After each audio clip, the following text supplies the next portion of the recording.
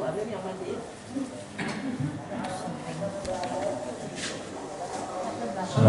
warahmatullahi wabarakatuh. Innal hamdalillah nahmaduhu wa nasta'inuhu wa nastaghfiruh wa na'udzu billahi min shururi anfusina wa min sayyiati a'malina. Asyhadu an la ilaha illallah wahdahu la syarika lahu wa asyhadu anna Muhammadan abduhu wa rasuluh. Allahumma shalli ala Muhammadin wa ala ali Muhammad kama barakta. Jamaah rahimahullah, puji syukur kita bersama-sama telah menjalankan prokaratul syukur dari tema selama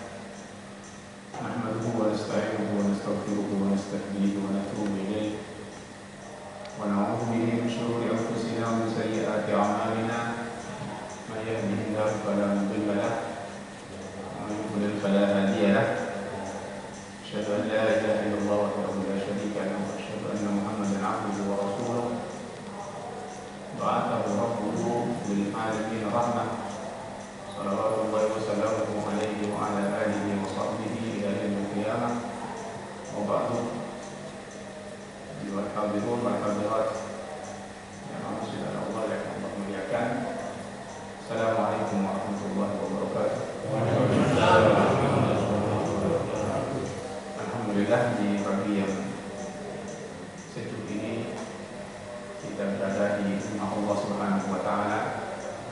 Bersama-sama kita telah melaksanakan salat subuh secara berjamaah dan akan kita lanjutkan dengan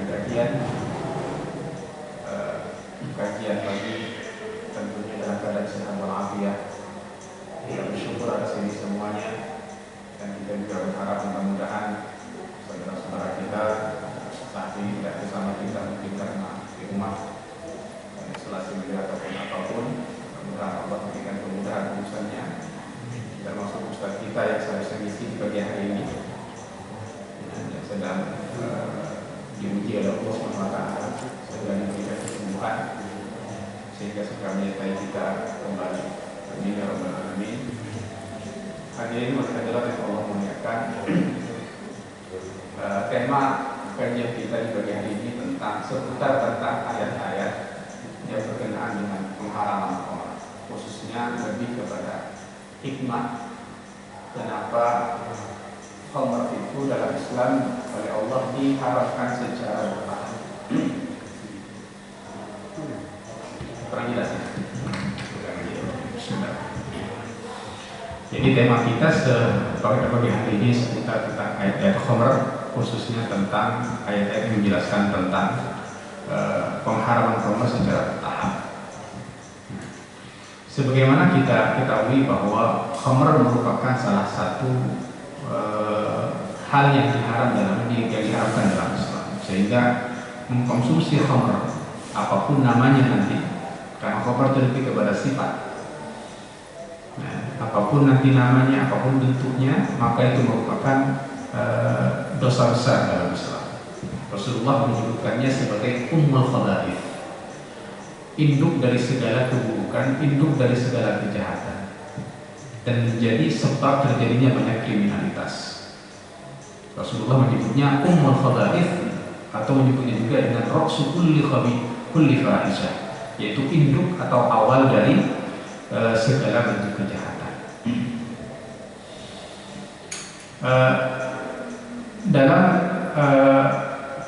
tahapan pengharaman khamr itu setidaknya sekitar 15 tahun itu khamr itu belum dijelaskan hukumnya Allah Subhanahu wa taala.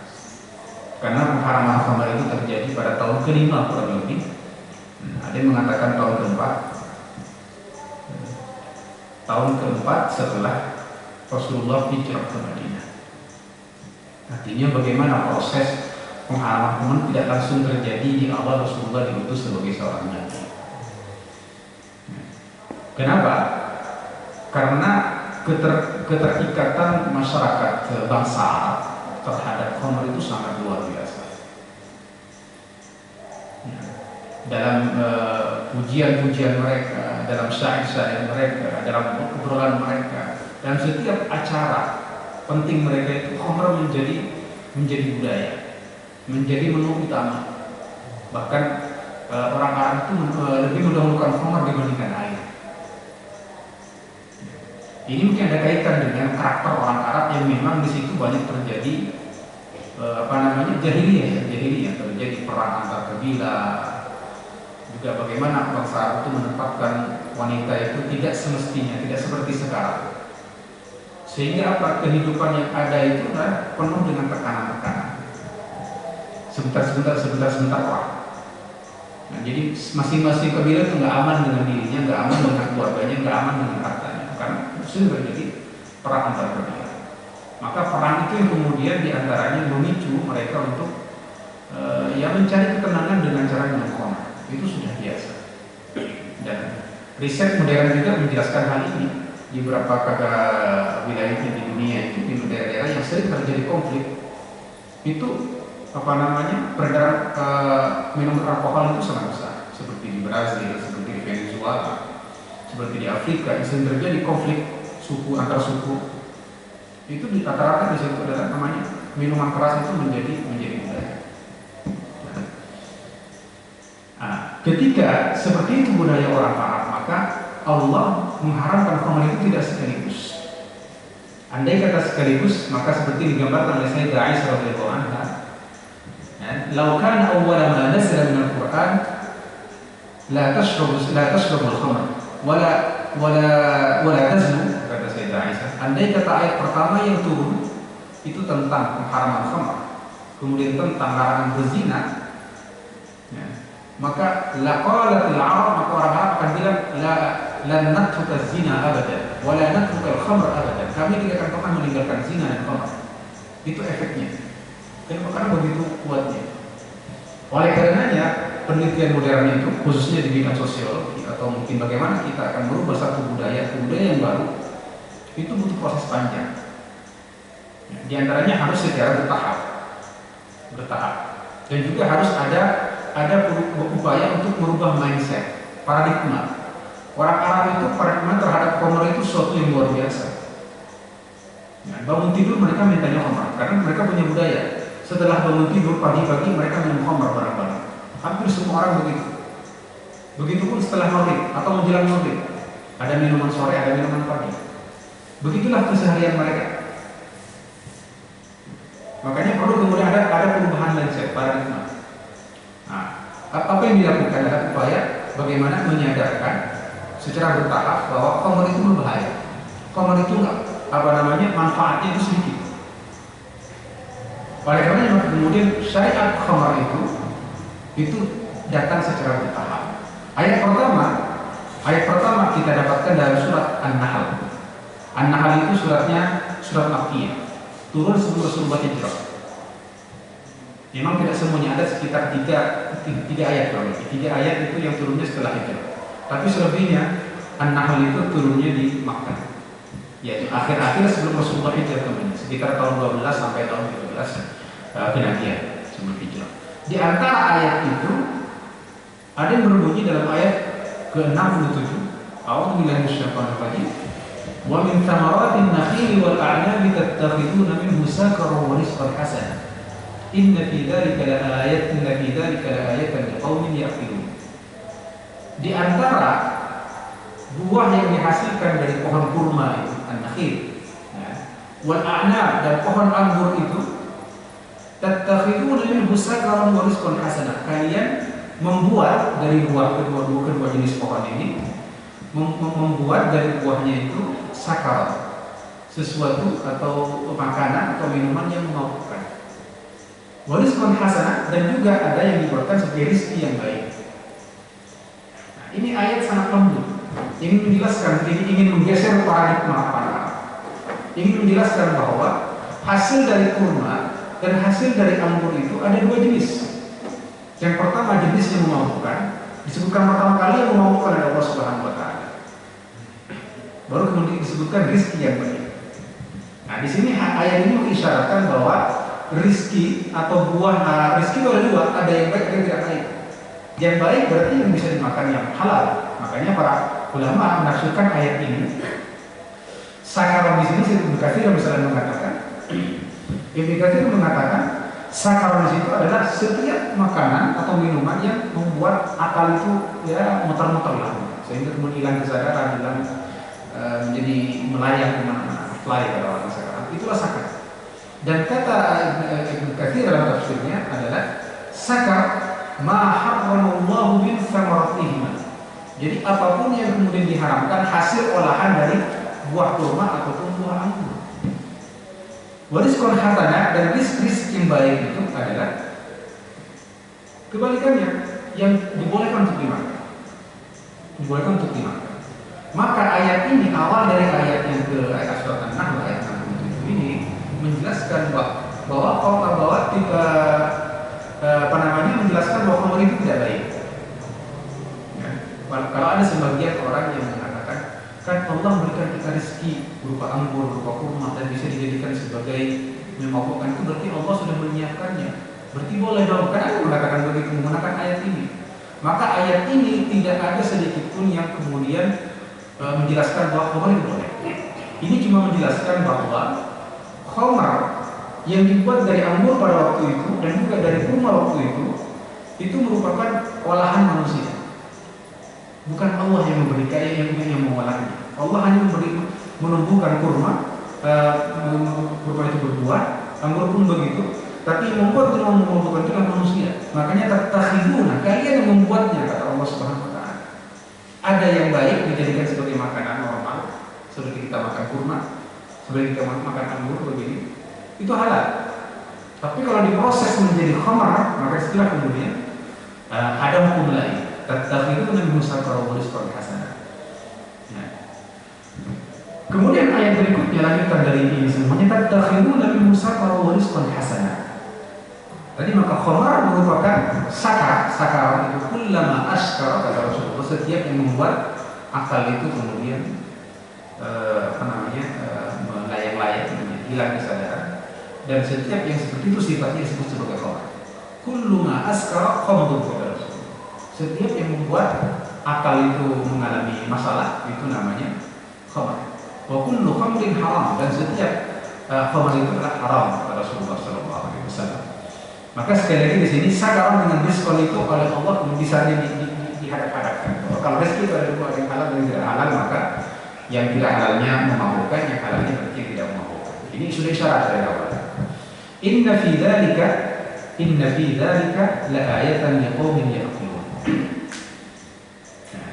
Kemudian dalam ayat ini, dalam penjelasan tentang bahwa anggur dan kurma itu bisa dijadikan dua jenis makanan, satu memabukkan, satu tidak memabukkan. Ini merupakan ada ayat di situ. Ada ayat tentang kebesaran Allah Subhanahu wa taala. Karena Allah Subhanahu Maha Kuasa menciptakan sesuatu tanaman, tumbuhan, di mana tanaman ini berdasarkan proses terkadang menjadi sesuatu yang baik, boleh untuk dikonsumsi, terkadang juga dalam suatu waktu menjadi sesuatu yang haram. Subhanallah. Sebagaimana juga kita temukan dalam binatang misalnya di ayat sebelumnya ini, ayat ke-66 itu tentang ternak, di mana Allah menciptakan seekor ternak. Kemudian ternak itu menghasilkan susu. Wa inna lakum fil an'ami la'ibrah.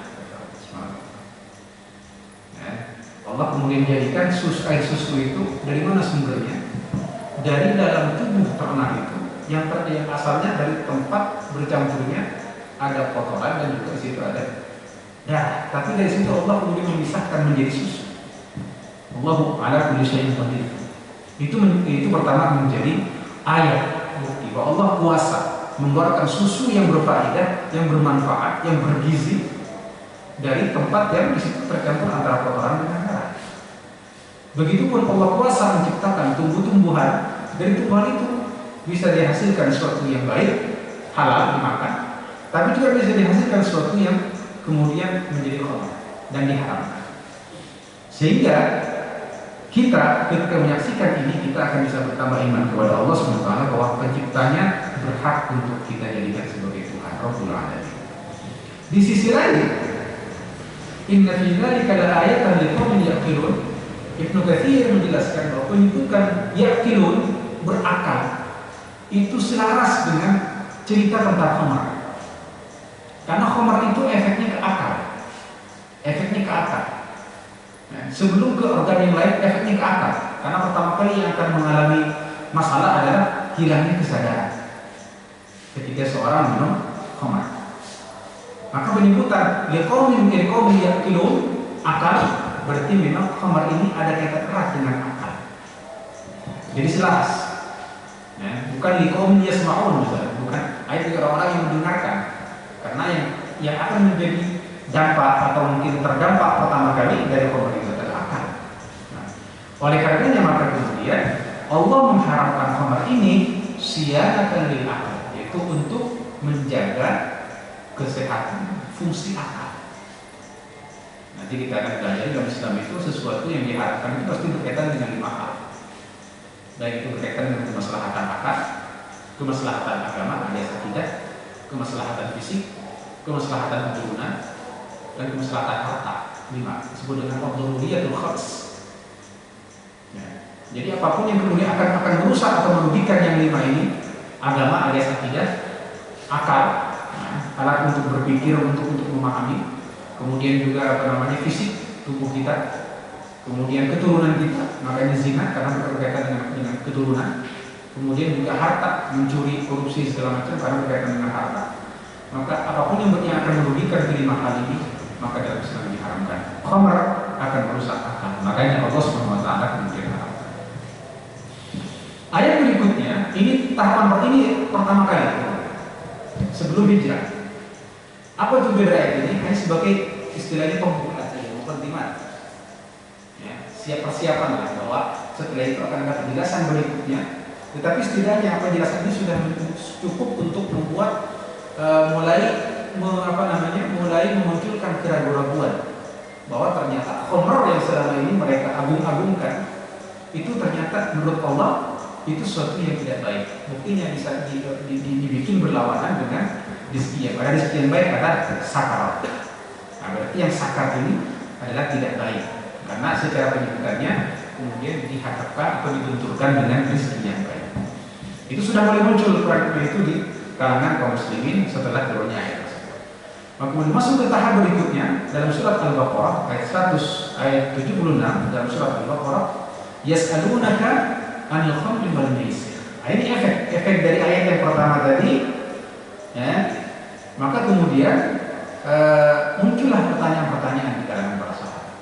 Pertanyaan baik dalam bentuk doa yang mendapat penjelasan karena mereka merasakan betul bahwa khamr itu memang mereka nikmati, tapi juga ada dampak buruknya.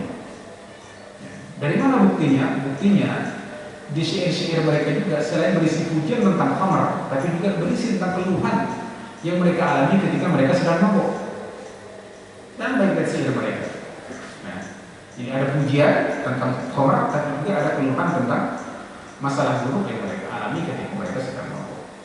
Maka kemudian ayat ini yas'alunaka 'anil khamri wal maisir. Mereka bertanya kepada Muhammad Muhammad tentang khamr wal maisir dan tentang maisir, tentang perjudian. Maka jawabannya, qul, kata Allah, jelaskan kepada mereka, fihima ithmun kabir, dalam khamr dan judi itu ithmun kabir, terdapat dosa besar. Dosa ini bisa diartikan sebagai dampak buruk atau bahaya karena disandingkan dengan manafi sebagai lawannya. Jadi kalau ada manfaat, lawannya manfaat adalah mudarat. Jelaskan di dalam keduanya, khamr dan judi itu ada ithmun kabir, dosa besar atau bahaya besar, wa manafi' linnas, tapi juga ada manfaatnya. Jadi kita perhatikan ayat lagi yang Allah sebutkan pertama kali adalah dosanya, bahayanya yang besar. Dan ada sifatnya lagi, dosa besar, bahaya besar. Yang manfaatnya disebutkan belakangan. Ini isyarat juga bahwa manfaatnya lebih banyak, manfaatnya lebih sedikit karena yang disebutkan manfaat belakangan. Dan ketika Allah menyebutkan manafi', tidak disebutkan sifat besar atau banyak. Ini syarat dari ayat. Sangat lembut Allah menjelaskan, bertahap dan sangat pelan-pelan. Ketika menyebutkan ismun, ada sifatnya ismun kabir, dosa besar, dampak besar, bahaya besar. Tapi ketika manfaat, tidak disebutkan sifat. Dan manfaat disebutkan belakangan sebagai isyarat bahwa bahayanya lebih banyak dibandingkan manfaat. Apa manfaatnya? Kata Ibnu Katsir, manfaatnya itu berkaitan dengan duniawi saja. Ya, manfaat duniawi. Ibnu Katsir dalam tafsirnya menyatakan manfaat di sini manfaat bersifat duniawi semua. Karena apa saja bentuk yang duniawi itu? Nah, ya tadi mungkin kalau dalam kondisi sedang gelisah, ketenangan, khamar ketika diminum memang menghasilkan ketenangan bagi orang yang meminumnya. Itu duniawi. Ketika dibisniskan, penjualnya dapat keuntungan. Makanya sekarang ada kemarin sempat diperbolehkan, sempat dibuka pintu investasi di sini, tapi itu menggiurkan. Walaupun kemudian dicabut kembali, alhamdulillah. Tapi memang betul secara duniawi, secara materialistis ini akan ada manfaat, akan menghasilkan uang. Makanya manfaat, gitu kan? Tetapi Allah menjelaskan bahwa ismuhuma akbar min naf'ihima, diperjelas lagi. Ya, tapi dosanya, dampak buruknya, bahayanya, mudaratnya itu jauh lebih besar dibandingkan manfaatnya. Wa ismuhuma akbar min naf'ihima. Begitupun dengan perjudian, ada manfaatnya secara materialistis, bagi yang menang, bagi yang kalah, ya bahaya juga. Makanya kemudian manfaatnya sangat sedikit dibandingkan mudaratnya. Yas'alunaka al-khamri wal maisir. Mereka bertanya ini, kenapa bertanya? Karena tadi, ya, karena mereka merasakan dampak buruknya itu. Maka kita temukan para sahabat mulai gelisah ketika mau minum khamr, walaupun dia belum diharamkan, tapi ada perasaan ragu, perasaan takut, perasaan muncul perasaan itu. Makanya mereka bertanya-tanya, ingin mendapatkan hukum yang jelas, haram atau tidak sih khamr ini. Umar diantaranya, Sayyidina Umar diantaranya yang sering berdoa, Allah Rabbana bayyin lana fil khamri bayanan syafi'an. Sayyidina Umar, ya Allah, jelaskan kepada kami tentang khamr ini sejelas-jelasnya. Karena efeknya buruk, tapi kok belum ada pelarangan. Sayyidina Umar termasuk yang kritis, termasuk yang merasa. Dan Sayyidina Umar di masa jahiliyah termasuk peminum khamr. Tapi merasakan begitu sedang pusing, sedang merasakan dampak buruknya. Maka berdoa, ya Allah, bayyin lana fil khamri bayanan syafi'an. Makanya ketika ayat ini turun, ayat Al-Baqarah ini dibaca oleh Rasulullah kepada Umar. Umar turun ayat ini tentang Umar. Yas'alunaka al-khamri qul fihi ma ithmun kabirun wa manafi'u lin-nas wa ithmuhuma akbaru min naf'ihima. Apa kata Sayyidina Umar begitu mendengar ayat ini? Bayyin lana fil khamri bayanan syafi'an. Ya Rabb, berdoa lagi karena belum cukup. Belum final, belum dilarang. Baru penjelasan bahwa khamr itu punya mudarat, punya manfaat. Mudarat ini besar dibandingkan manfaat. Tapi belum ada pelarangan yang finally belum ada. Ya bayyinana fil khamri bayanan syafi'an. Nah, tetapi kalau kita cermati ayat ini merupakan langkah awal pengharaman khamr. Jadi kalau tadi mulai penjelasan pembukaan saja, persiapan yang ayat sebelumnya, di sini sudah mulai masuk ke tahap awal pengharaman. Sudah mulai muncul ada mudaratnya, ada manfaatnya. Mudaratnya lebih besar dibandingkan manfaatnya. Maka sebagai efeknya tadi bergeserlah lagi pemahaman masyarakat, otomatis keterikatan mereka dengan khamr semakin lemah dan semakin sedikit orang yang kecanduan khamr. Maka kemudian ayat ini juga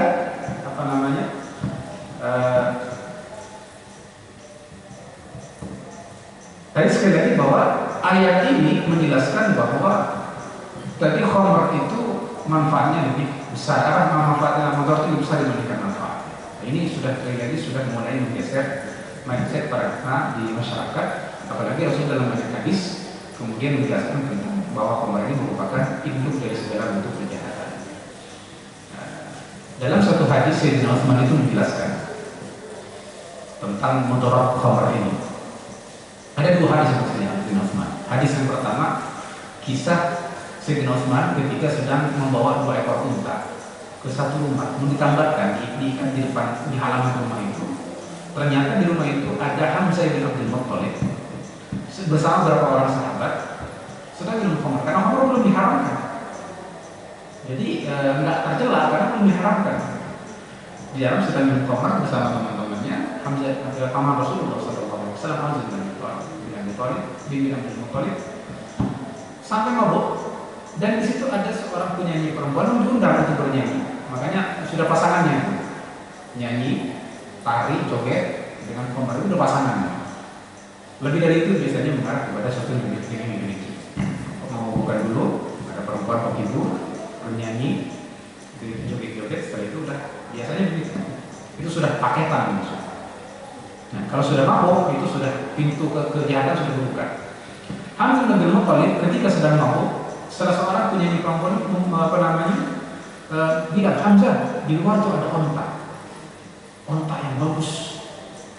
Kalau kau makan hatinya, nah jadi hatinya suruh makan dan hati onta. Maka Hamzah langsung ambil tongkatnya keluar, langsung disembelih ke onta. Ontanya Utsman, diambil hatinya dimakan. Insyaallah. Ya, apa pelajarannya?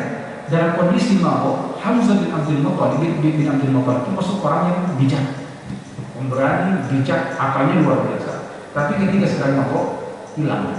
Dia tidak bisa mengendalikan akalnya. Disuruh oleh seorang perempuan untuk melakukan sesuatu yang tidak dilakukan. Itu dampaknya, tidak bisa menguasai dirinya. Kemudian dia membunuh onta atau menyembelih onta, kalau ontanya bukan milik dia. Apa artinya? Berarti sudah harta orang lain sudah menjadi korban.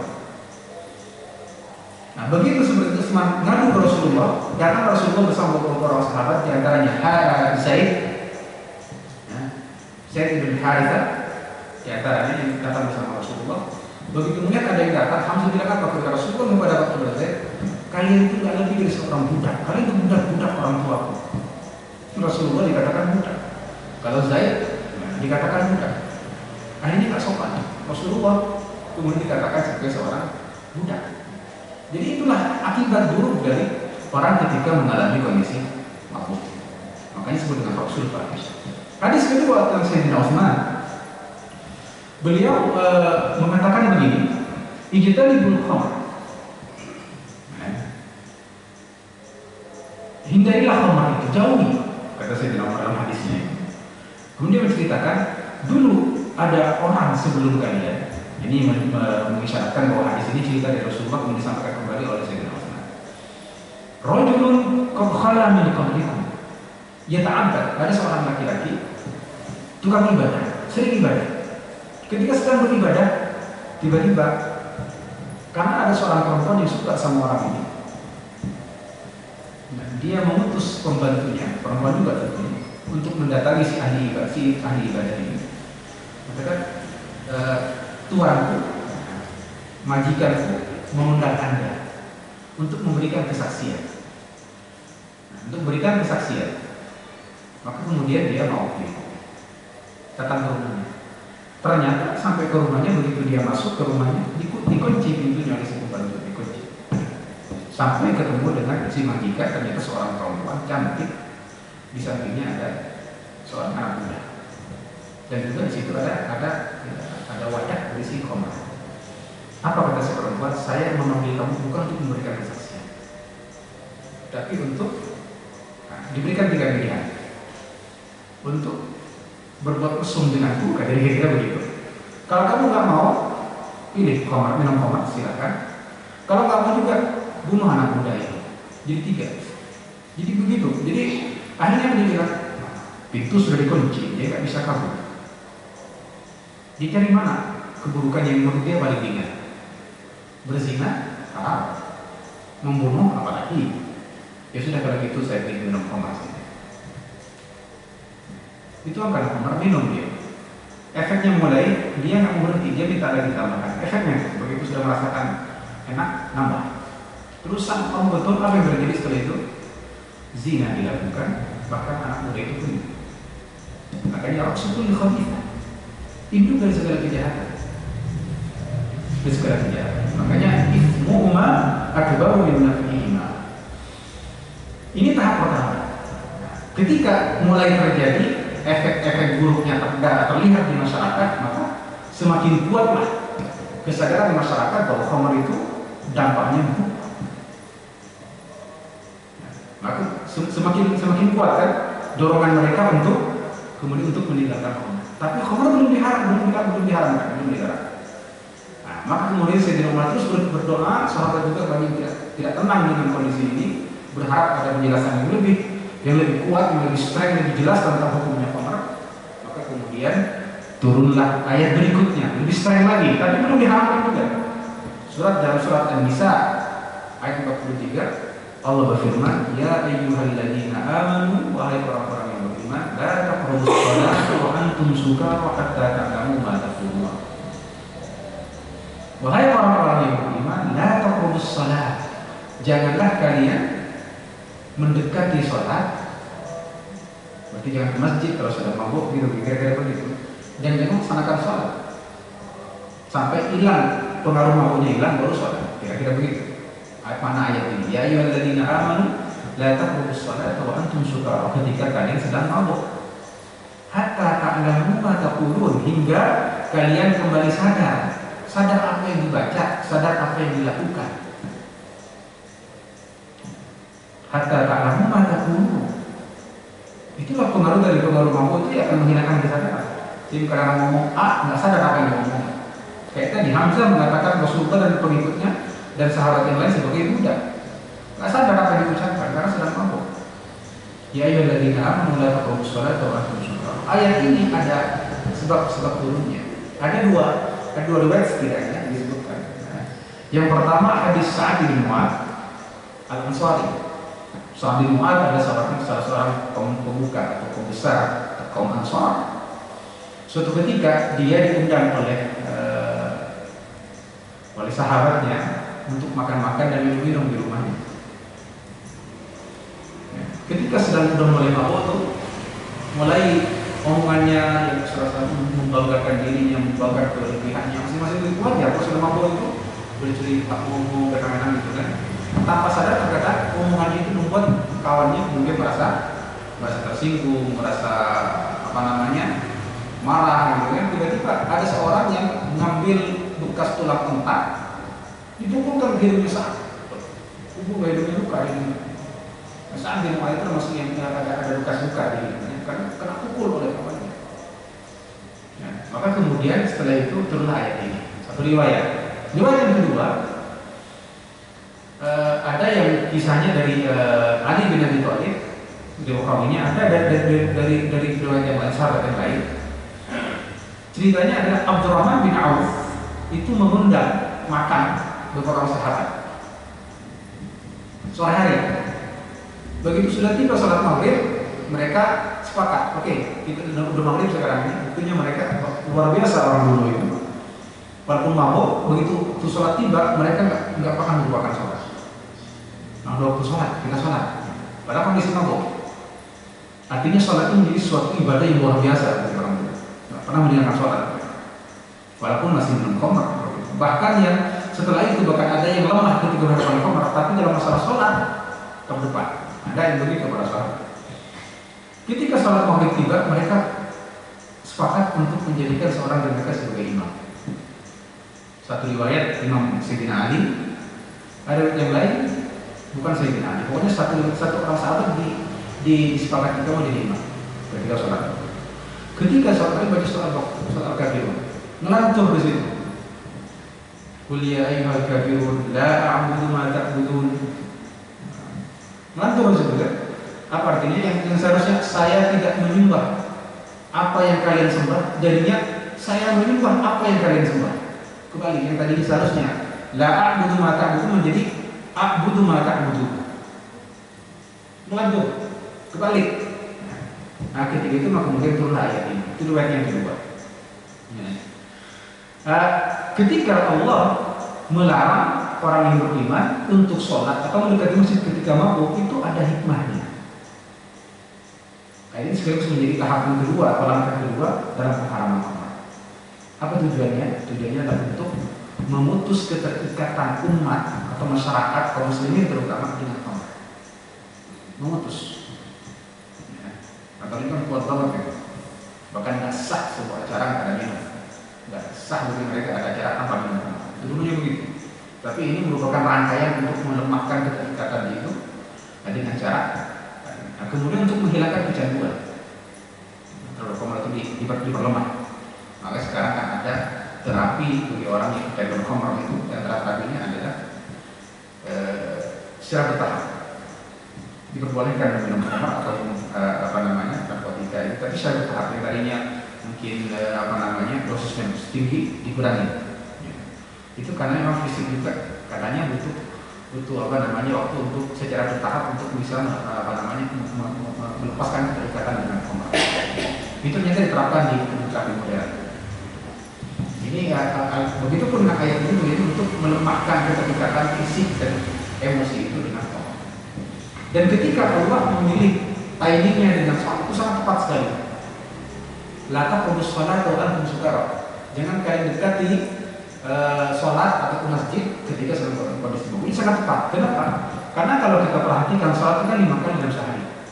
Zuhur, asar, maghrib, isya, subuh. Jadi hampir bisa dikatakan tidak ada waktu yang panjang di antara dua sholat ini. Pagi zuhur sekitar berapa jam? Ya sekitar 6 jam. Itu kalau mau punya parah, kadang-kadang mau zuhur itu kelengkarannya belum hilang. Apalagi zuhur ke asar cuma 3 jam. Kalau minum setelah zuhur, mungkin kelengkarannya itu belum selesai sampai itu. Yang paling cepat maghrib ke isya. Yang paling panjang itu ya isya ke subuh atau subuh ke itu agak panjang sampai 6 jam. Bahkan 6 jam sampai bahkan kalau yang maghrib itu dari isya itu bisa sampai 7 jam ya. Kalau 7 jam gitu kan. Itu cukup panjang. Maka sahabat setelah turunnya ayat ini itu yang mau minum itu mencari waktu-waktu yang setelah subuh. Dulu mereka lama dengan harapan setelah ketika zuhur waktunya sudah sudah sadar kembali. Itu pertama. Jadi semakin sempit waktu mereka untuk minum itu. Sementara sholat bagi mereka adalah ibadah utama. Mereka tidak ada yang meninggalkan sholat. Maka mereka nggak mau gara-gara mabuk kemudian tidak sholat. Yang kedua, karena mereka biasa sholat ke masjid, para sahabat itu, maka yang tidak ke masjid itu khawatir biasanya itu sakit, musafir, atau dia sedang mabuk. Kalau kemudian dia nggak ke masjid berarti ini. Nah, apalagi yang jarang ke masjid itu orang munafik. Kalau ke masjid walaupun sebab karena mabuk, jalannya sebenarnya munafik. Mereka takut dengan sifat namanya nifaq. Nah, maka mereka upaya bahwa sebisa mungkin jangan mabuk ketika waktu sholat. Maka semakin sedikit sahabat itu yang minum khamr. Ketika minum pun tadi bersama-sama dan di waktu yang memang dengan sholat berikutnya itu masih agak ya. Karena kalau nggak ke masjid mereka akan dianggap sebagai orang munafik. Namun karena belum diharamkan, masih ada 1-2 sahabat yang meminumnya karena belum diharamkan. Dan biasanya berubah tradisinya, yang tadi meminum sendiri-sendiri di rumah masing-masing, minumnya sekarang kalau mau minum bareng-bareng. Gitu kan? Jadi tahu apalagi sedang minum dalam kondisi jadi sudah lebih bagus kondisinya. Karena efek dari tahapan pertama, kedua dan ayat ini belum turun sudah seperti itu. Baru kemudian tahapan yang terakhir turunlah ayat ini.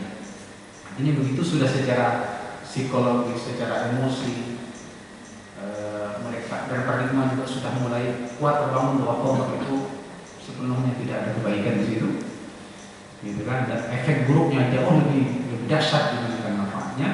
Dan sahabat sudah mulai terbiasa mempersedikit meminum khamr. Nah, otomatis mereka sudah siap secara mental untuk meninggalkan khamr. Maka turunlah ayat ini. Ya ayyuhalladzina amanu innamal khamru wal maisiru wal ansab. Ini tahapan akhirnya. Wahai para yang beriman, innamal khamru wal maisir. Nah, ya ayyuhalladzina amanu. Ini bagi orang beriman di sini kan. Orang beriman ini. Ya ayyuhalladzina, bukan ya ayyuhan nas. Bukan wahai manusia, tapi wahai orang-orang yang beriman. Apa nih maksudnya? Maksudnya adalah bahwa iman yang kalian miliki itu akan sempurna kalau kalian meninggalkan khamr, meninggalkan judi. Ya. Makanya sebenarnya innamal khamru sesungguhnya khamr itu, wal maisir dan perjudian itu, wal ansab dan menyembelih binatang di dekat berhala sebagai kurban, berkurban untuk berhala, ansab namanya.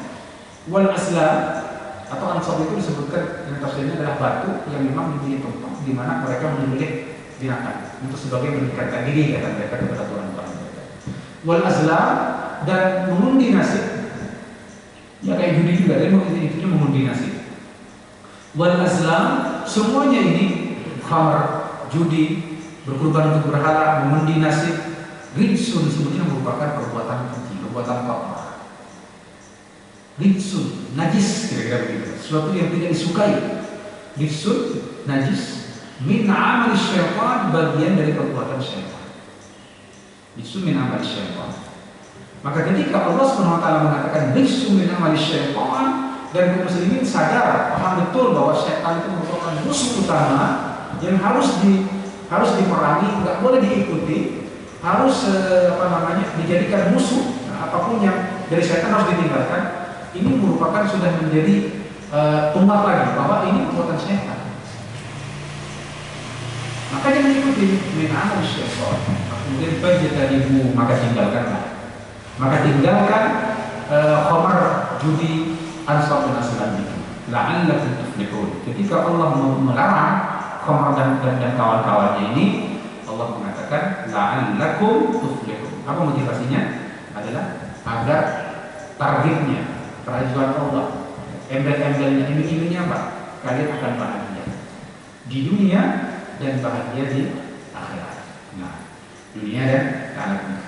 Kemudian ayat berikutnya, ayat yang ke surat Al-Maidah ayat 91, Allah menjelaskan apa bentuk dampak buruknya, apa yang diinginkan oleh syaitan dari khamr, dan apa dampak buruknya kalau orang meminum khamr, dan apa kebahagiaan yang akan didapatkan oleh orang yang tidak meminumnya. Innama yuridu syaitan, sesungguhnya syaitan itu menginginkan fil khamri wal maisir, dalam khamr itu, kalau minum khamr apa tujuan syaitan? Innama yuridu an yuqi'a bainakumul adawata wal baghdha. Setan itu ingin mewariskan permusuhan dan kebencian di antara kalian, di antara manusia. Ketika minum khamr, tadi nggak ingin berkawan, ketika mabuk nggak sadar, ngomong asal ngomong, tersinggung, terjadilah perdebatan, terjadilah kemudian perpecahan. Adalah permusuhan wal baghdha, kemarahan dan kebencian. Ketika hidup ini diwarnai dengan kebencian dan permusuhan, apa yang terjadi? Hidup di dunia nggak tenang, bermusuhan, saling mendengki, saling memerangi. Itulah efeknya. Maka tidak akan yang minum khamr, maka dia akan mengalami hidupnya tidak akan tenang di dunia. Tapi yang meninggalkannya maka hidupnya akan damai, tentram, bersahabat, berteman, saling tolong menolong. Dan di antara yang maksud setan adalah wa yusuddakum an dzikrillah. Dan dari itu setan juga ingin menghalangi kalian untuk mengingat Allah dan untuk sholat.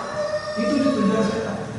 Dan sholat dalam berbagai kaum ini adalah ibadah yang utama. Ibadah yang utama. Barang siapa meninggalkan sholat dengan sengaja, kafir. Kan begitu kan dalam akidah itu. Dengan sengaja maka kafir. Dan setan dengan khamr ini menjauhkan orang beriman dari sholat. Karena kalau mabuk nggak bisa sholat. Gak bisa sholat. Dia untuk menghalangi kaum ini dari mengingat Allah, berzikir kepada Allah, dan untuk melaksanakan sholat. Dan sholat dengan zikir merupakan sumber kebahagiaan kita akhirat. Jadi untuk dunianya, khamr itu untuk menghancurkan tatanan hidup sosial. Di akhiratnya jauh dari ridha Allah Subhanahu wa Ta'ala.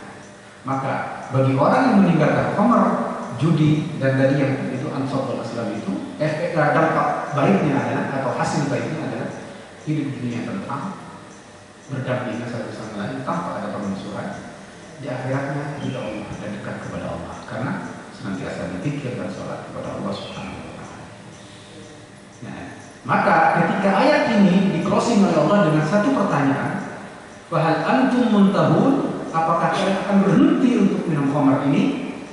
Maka Sayyidina Umar yang pertama ketika mendengar ayat ini dibacakan, Rabbana intahaina, kami akan berhenti ya, intahaina Rabbana, kata Sayyidina Umar. Dan itu adalah sahabat yang lain. Mereka ketika turun ayat ini, hal antum muntahun, apakah akan berhenti untuk minum khamr? Semuanya mengatakan intahaina wa cukup sampai di sini ya Rabb. Setelah ini kami tidak akan minum khamr. Luar biasa dahsyatnya sahabat. Dan setelah itu tidak ada dalam sejarah para sahabat minum khamr lagi. Yang tadinya betul-betul kelengkar kalau nggak ada minum khamr. Begitu turun ayat ini dituang semuanya mandi. Dalam satu hadis, Anas bin Malik sedikit lagi closing. Dalam satu hadis riwayat Anas bin Malik, beliau ketika ayat ini diturunkan, Anas itu sedang berada di rumahnya Abi Thalha. Abi Thalha termasuk salah satu juragan di Madinah, termasuk orang kaya yang bilang Abi Thalha. Dia punya kebun luas, dia punya harta banyak, termasuk kebun besar. Sedang minum-minum bersama sahabat. Di situ ada Abu Dujana, ada Ubayyah, ada Jarrah, ada Abu Thalha, ada Anas bin Malik. Anas bin Malik yang menyiapkan minumnya, menyiapkan sebenarnya Anas bin Malik. Begitu mereka sedang minum-minum, datang bersama Rasulullah untuk menyampaikan pemberitahuan bahwa satu orang saja, ala innal khamra qad hurrimat. Itu pesannya. Ketahuilah bahwa khamr sudah diharamkan, sudah turun ayat, dibacakan ayat ini sampai kepada hajat muntahun.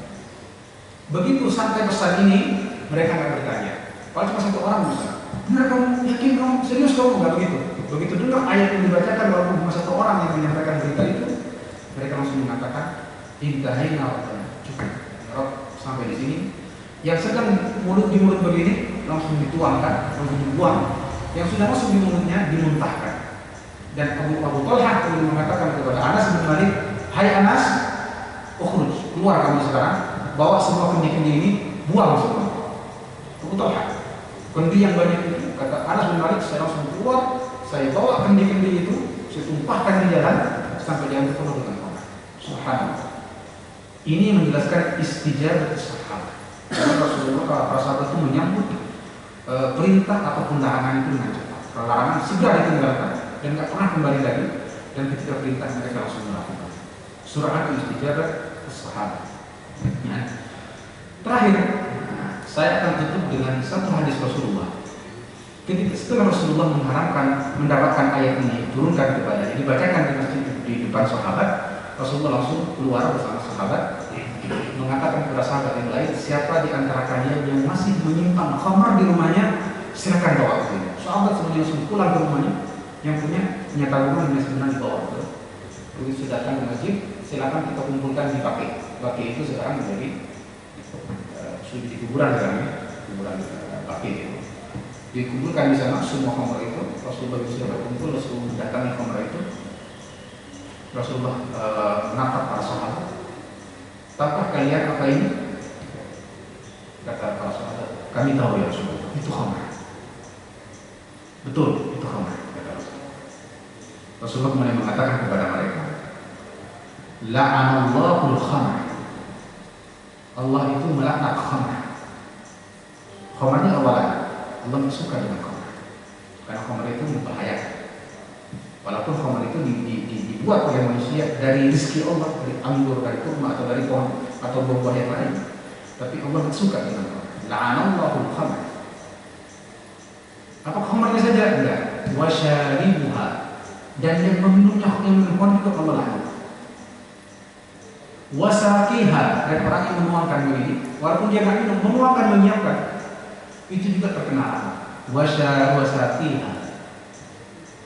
Wa'asiruha, dan yang membuatnya, yang memproses dari anggur menjadi khamar, dari kurma menjadi khamar, yang memproses produksinya. Wa muqtasiruha, termasuk orang yang terlibat dalam proses pembuatannya ini, termasuk di antaranya investor, termasuk di antaranya membuat kebijakan bahwa khamar itu boleh, kemudian undang investor untuk memproduksinya, itu yang kena nanti. Wa muqtasiruha. Wahamiluha, dan yang membawanya itu sudah jadi khamar. Ada tukang antarnya itu bawa mengantarkan ke orang lain, itu juga kena laknat. Bahkan yang dituju wal mahmudati ilaihi, termasuk orang yang dituju untuk khamar ini, baik dia mesan atau tidak, kena dampaknya. Penjualnya juga wabarimuha, dan menjualnya, yang menjual, walaupun dia tidak mengkonsumsi. Wa mushtariha, dan yang membelinya, walaupun dia tidak, bukan untuk dirinya, beli untuk orang lain, kena laknat juga. Wa akilu thamanaha, termasuk yang memakan uang yang dihasilkan dari penjualan khamr. Walaupun bukan dia yang menjualnya, bukan dia, tapi dia makan, kena laknat. Jadi setidaknya ada beberapa hal yang dilaknat karena khamr. Khamr itu sendiri, pembuatnya, yang berkontribusi dalam pembuatannya, yang meminumnya, yang menyiapkannya, menuangkannya, yang membawanya, dan yang dituju, penjualnya, pembelinya, dan yang makan hasil dari penjualan khamr. 10. Artinya apa? Berkaitan dengan khamr, ketika diharamkan, maka semua pintu yang berkaitan ke khamr itu Allah tutup, Rasulullah tutup. Semua diharamkan. Nah, ketika sekarang ada upaya ke sana, itu berarti harus kita tolak, harus kita tolak. Tentunya dengan cara-cara yang bijak, dengan cara-cara yang baik, sehingga bisa tidak mengajukan kerusakan yang besar. Barangkali begitu terkait dengan kajian kita atau tadabbur kita terhadap surat ayat-ayat yang berkaitan dengan khamr, terutama terkait dengan tahapan-tahapan bagaimana khamr ini dilarang dalam Islam. Ada yang bawa yang baik, kalau ada pertanyaan bisa didiskusikan. Barakallahu fiikum jami'an. Jemaah yang berdoa, insyaallah.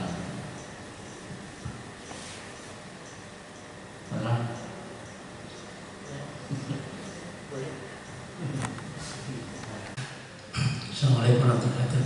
Saya kira menarik Ustaz, dan penjelasan Ustaz secara inti sudah disampaikan, jadi saya tidak perlu lagi mengulangi. Yang saya ingin pertanyakan yang pertama, apakah khamr ini itu Allah juga melarang untuk agama lain? Apakah khamr ini, pengharaman khamr ini itu Allah juga melarang terhadap agama-agama lain? Itu yang pertama. Yang kedua, mengenai khamr ini, tadi Ustaz sudah menjelaskan juga bahwa semua yang terlibat di dalam proses daripada khamr ini itu akan mendapat laknat dari Allah SWT. Tentu yang termasuk juga nanti yang membuat atau yang membuat peraturan atau undang-undangnya. Nah, saya ingin menyampaikan bahwa sebenarnya Ustaz sudah singgung tadi bahwa ada dari pemerintah sendiri itu mencoba memanggil atau investor untuk haram ini. Nah, kemudian alhamdulillah Ustaz katakan bahwa ini sudah dicabut kembali. Tetapi ada beberapa hal yang mungkin yang masih perlu kita ini supaya tidak berlanjut aturan ini. Karena yang kita tahu bahwa yang dicabut itu adalah lampirannya, lampiran dari peraturan yang sudah ditandatangani. Nah, ini artinya kalau kita lihat, ini saya ambil suatu contoh, misalnya suatu pohon yang dicabut itu hanya daunnya. Artinya kalau daunnya yang dicabut satu, atau lampirannya ini berbelanjut, artinya kan daunnya masih bisa tumbuh lagi. Nah, ini yang perlu kita hati-hati. Kemudian ada peraturan, berarti kan rantingnya ini nggak dicabut.